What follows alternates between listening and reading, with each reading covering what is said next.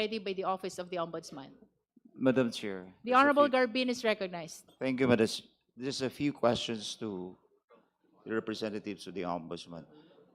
Kayo ho'y nagpresenta ng SALN, and what was presented by your office are those SALNs under your custody and the entries, the official entries in those SALN. Tama po ba? Yes, Your Honor. But that entries does not say whether there is a misdeclaration, untruthful declaration, or willful non-disclosure that will lead to unexplained wealth. Tama po ba? Your Honor, binasa ko lang po kung ano yung, at kinonfirm ko lang po kung ano yung nakalagay sa SALN. Honorable Garbin, I'm afraid but we are not allowed to raise questions which will go beyond what appears in the SALN. concerned That's SALN why, of the Vice Madam Chair, I President. just need confirmation whether that Yes. presentation Issues concerning yields to the misdeclaration. yields in support to the complainants. First of all, Madam Chair, wala yung complainant dito eh. I understand, but please limit your questions to And that's why I the want to ask contents of the sana yung affidavit. complainant Contents of the as SALN. to his allegation, because it was pointed out that the SALN was only part of a broader allegations of unexplained wealth.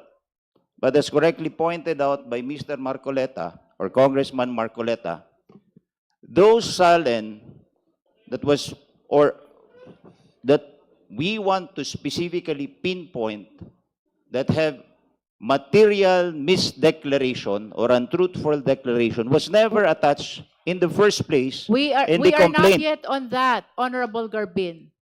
We are were only on the existence of the SALNs. we were already through on that. We already approved, voted on the ultimate facts and the sufficiency in substance. And the annexes provided in the complaint, Madam Chair. So what we have here is an improvement of the complaint, of the complainant's evidence. Tayo yung nagpuproduce ng ebidensya eh, which is not supposed to be the case. With all due respect, Honorable Garbin, the issuance of the subpoena is not for the purpose of adding, supplementing, or correcting whatever appears in the complaint. The purpose of the issuance of subpoena is to test whether the complaint is sufficient already for the existence of probable cause. To But- aid the justice members in judging whether or not probable cause exists on the basis of the allegations in the complaint, including the attached documents. If I may, Madam Chair. The Honorable Chua. Thank you, Madam Chair. Madam Chair, let me walk you through Section 7 of our Rules of Procedure in Impeachment Proceedings. Sabi po dito, the committee shall conduct a hearing. The committee, through the chairperson, may limit the period of examination by members of the committee.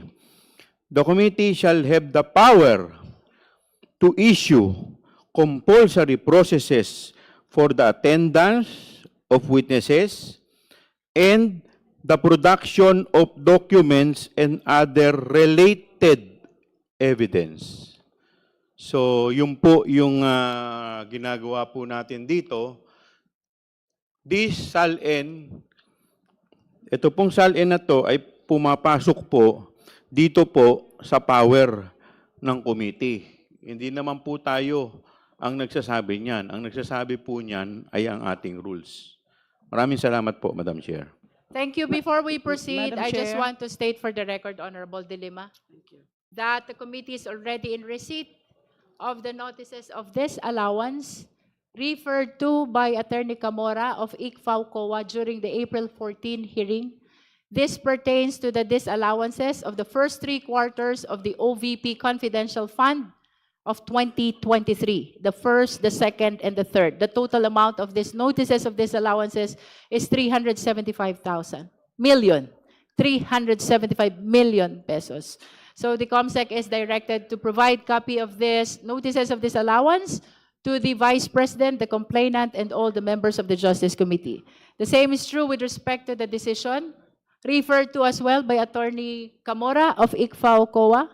This is to prove that the appeal pertaining to the last quarter of 2022 confidential fund of OVP has been denied, which means that the notice of disallowance for the last quarter of 2022 was affirmed by the Commission on Audit. Likewise, the committee secretariat is directed to provide copy of the same to the Vice President, the complainants, and all the justice members. Honorable De Lima is recognized. Thank you, Madam Chair. I just wish to put forth additional counter-arguments on the points raised by the Honorable Marcoleta and also certain points raised by the Honorable Garbin. Okay, first, we have determined already sufficiency in substance of the complaints. Sufficiency in substance, both in form and substance, and that includes the annexes. Pangalawa po, hindi po required na lahat ng mga pwedeng ebidensya ay dapat na produce na ng complainants at the time of the filing of the complaint. And that's why we have these processes of subpoena para makalakap ng mga ebidensya na nakasabi sa complaint tsaka yung mga related evidence. Ang importante po dito, especially in the issuance of subpoena, yung requirements of specificity or sufficiently described yung mga dokumento na pinapaproduce at yung relevance to the issue. Wala pong duda dun sa mga subpoena po natin ng production for the production of specific documents like respondent SAL-Ns, the AMLAC records of the flagged bank transactions of the respondent, the records of her corporate holdings, records of her financial transactions.